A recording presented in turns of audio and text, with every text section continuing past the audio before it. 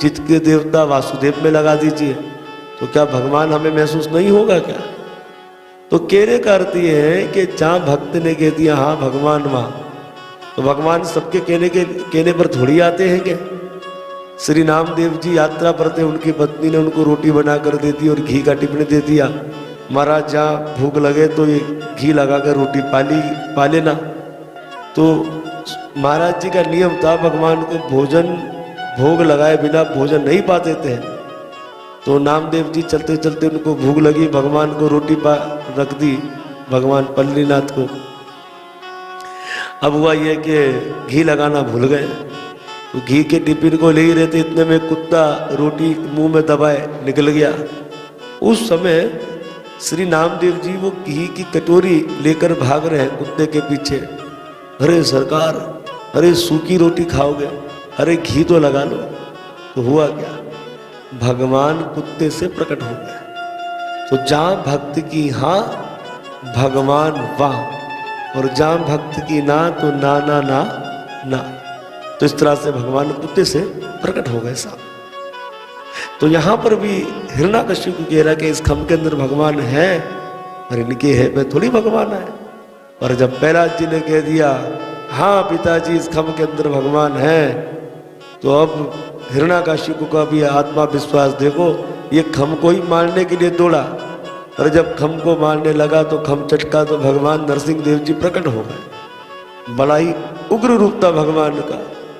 केशव गिरता नर हरि रूपा जय जगदीश हरे।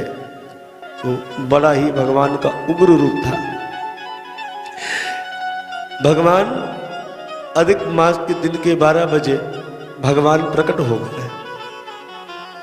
उस समय जो देवता भगवान को देख रहे थे, प्रहलाद का तमाशा देख रहे थे, उन देवताओं के विमान दूर दूर जाकर गिरे, पहाड़ रुई की तरह उड़ने लगे, और जितनी असुर पत्नियां थी जो गर्भवती थी उन सबके बच्चे गिर गए जब भगवान नरसिंह देव ने दाढ़ मारी।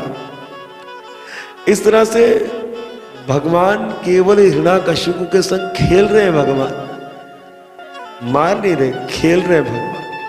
समय आ गया, संध्या बेला आई, और भगवान श्री नरसिंह देव जो थे वो प्रहलाद के पिता हिरण्याकश्यप को अपनी गोद में लेकर बैठ गए। तो नरसिंह पुराण के अनुसार ये चरित्र सतयुग का बताया जाता है, और सतयुग के अंदर जो लोगों की हाइट थी वो 32 फीट थी। तो भगवान अपनी गोद में लिए से बैठ गए। हिरण्याकश्यप मुस्कुराने लगे, बोले आप मुझे मार नहीं सकते हैं। भगवान ने कहा क्यों नहीं मार सकता?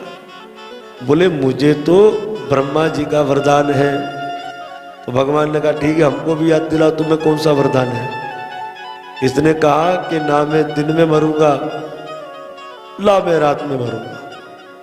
तो भगवान ने कहा इस समय ना तो दिन है ना तो रात है, इस समय संध्या का समय है, शाम का वक्त है। चौंक गया, बोले ना तो मैं घर के अंदर मरूंगा ना तो मैं घर के बाहर मरूंगा। तो भगवान ने कहा भैया ना तू घर के अंदर है और ना ही तू घर के बाहर, अरे तू तो घर के बीचों बीच है। चौंक गया, बोले ना ही तो मैं ऊपर मरूंगा ना ही तो मैं नीचे मरूंगा। तो भगवान ने कहा ना तो तू ऊपर है ना ही तो तू नीचे है, तू तो बीचों बीच मेरी गोद में लेटा हैगा। फिर चौंक गया ये, बोले ना ही तो मैं इंसान से मरूंगा और ना ही तो मैं जानवर से मरूंगा।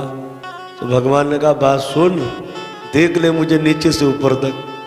और जैसे ही इस हिरण्याकश्यप ने भगवान को पग से देखा नाभि तक, तो भगवान नर थे और नाभि से ऊपर भगवान सिंह थे।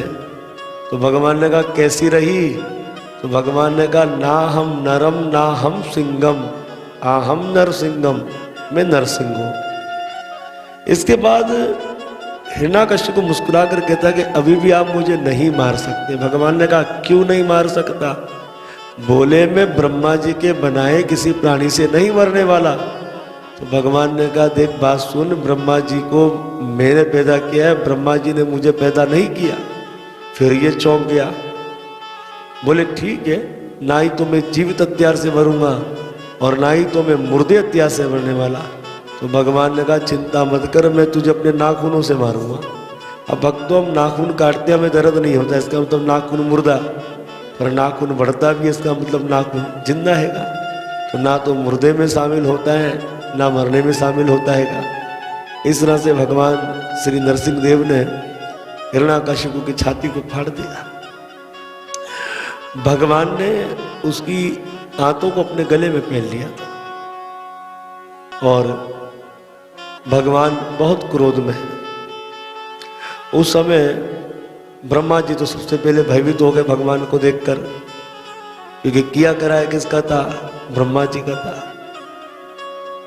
तो ब्रह्मा जी आए भगवान को शांत करने।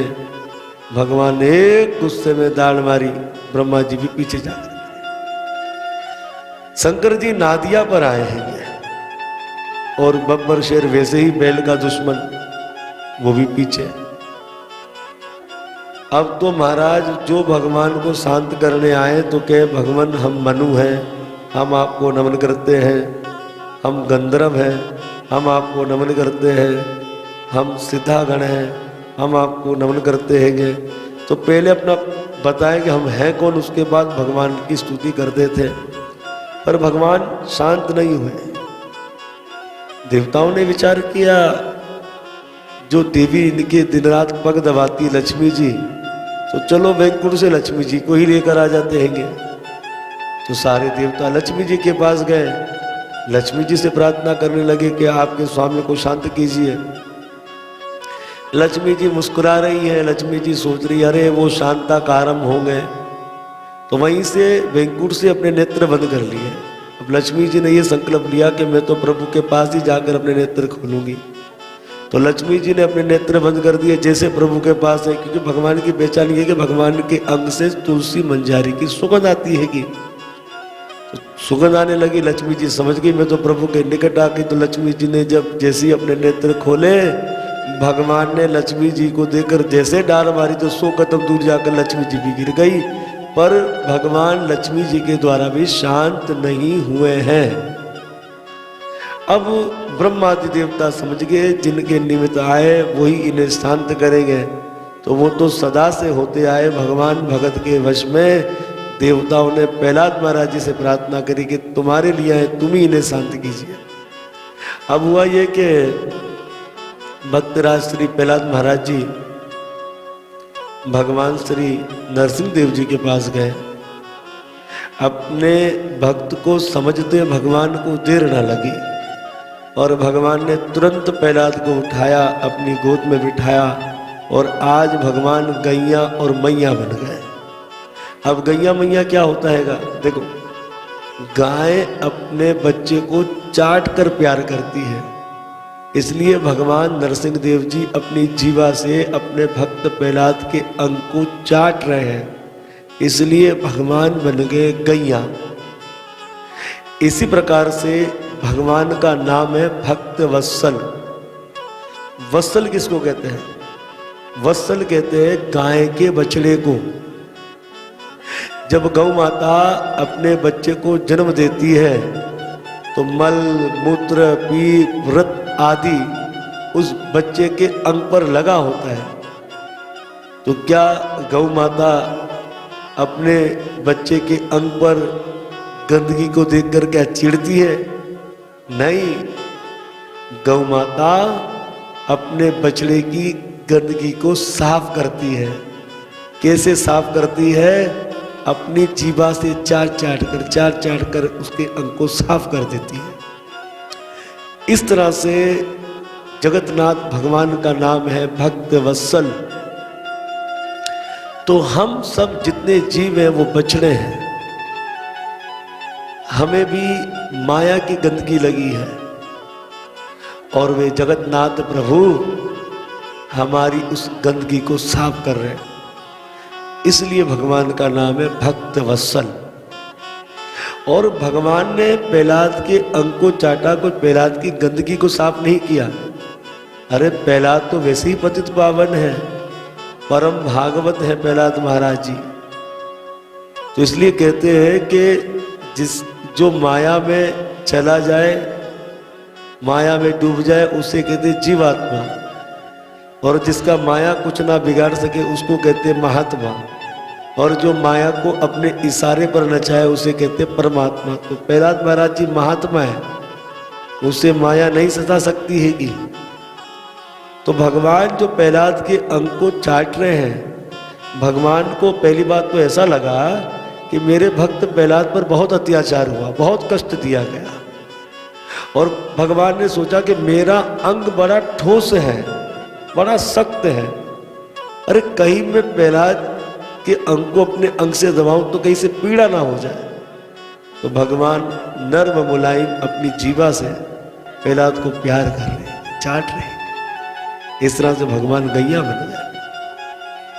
और मैया, क्योंकि माँ अपने अपने बच्चे को गोद में बिठाती है, और भगवान ने भी प्रहलाद को गोद में बिठाया और भगवान बन गए मैया।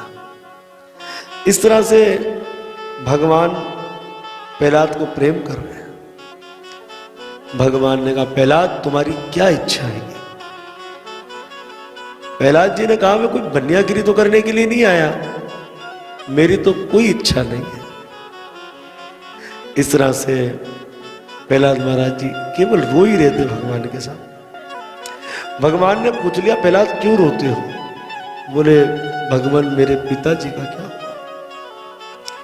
भगवान ने कहा, प्रहलाद तुम तो अपने पिताजी के लिए शोक कर रहे हो, मैंने तो तुम्हारी 21 पीढ़ी का उद्धार कर दिया। तो भक्तों 21 पीढ़ी होती कैसे है?